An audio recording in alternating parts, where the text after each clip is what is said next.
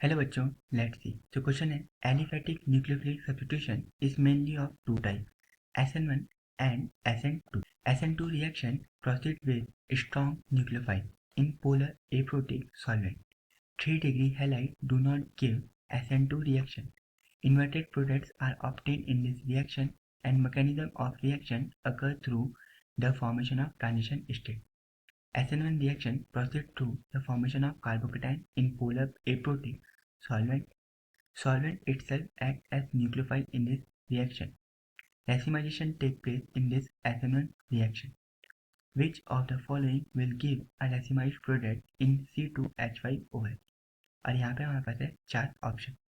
तो जैसे कि हम देख सकते हैं कि हमें दिया है रेसिमाइज प्रोडक्ट। ओके, तो जो रेसिमाइज प्रोडक्ट होता है वो हमें मिलता है SN1 रिएक्शन में, और SN1 की फुल फॉर्म होती है unimolecular nucleophilic substitution reaction.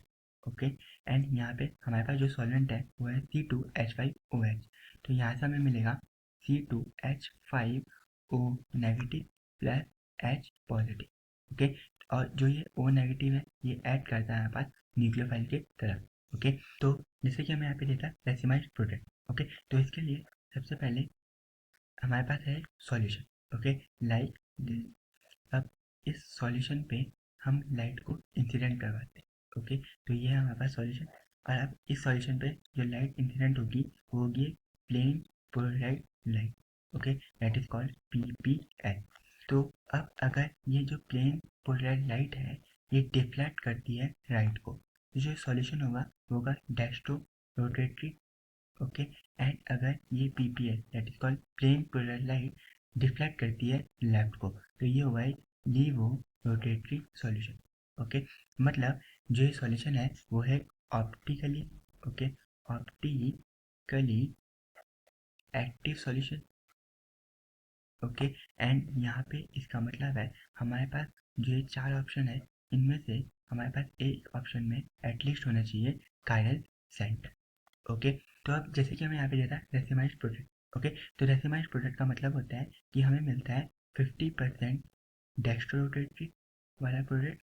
Okay, and 50% ही लीवो रोटेटरी वाला प्रोडक्ट। ओके, एंड इसका मतलब हम ये भी कह सकते हैं कि हमारे पास होता है 50% आर कन्फिगरेशन का प्रोडक्ट और 50% ही एस कन्फिगरेशन का प्रोडक्ट। ओके, तभी हमारे पास जो ये सॉल्यूशन होगा वो होगा ऑप्टिकली एक्टिव। ओके, तो नाउ जो हमारे 4 ऑप्शन है तो इसमें हम चेक करते हैं कि कौन सा ऐसा ऑप्शन है जिसमें हमारे पास होगा कायरल सेंटर। ओके, तो अब अगर हम अपना ए ऑप्शन देखें तो यहाँ पे हमें दिया है CH3 single bond CH single bond Br then single bond CH3।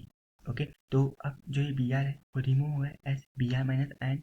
Okay, क्योंकि Br होता है एक गुड लिविंग ग्रुप, तो हमें यहाँ से मिलेगा CH3 single bond C, and यहाँ पे मिलेगा हमें कार्बोकटाइन देन H, और यहाँ पे हमें मिलेगा CH3।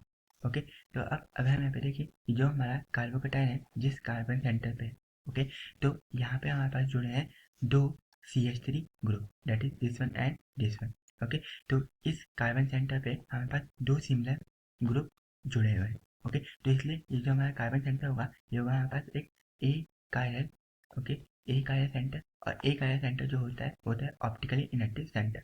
तो इसलिए हमारा ए ऑप्शन तो रॉन्ग होगा। ओके, नाउ अगर हम अपना बी ऑप्शन को चेक करें तो यहाँ पे जो Cl है ये रिमूव हुआ एस Cl माइनस एन, तो हमें मिलेगा PH single bond carbon then CH3 then CH3, and यहाँ पे हमें मिलेगा कार्बोकटाइन। अब अगर हम यहाँ पे देखें कि इस कार्बन सेंटर पे हमारे पास है दो CH3 ग्रुप जो कि है सेम।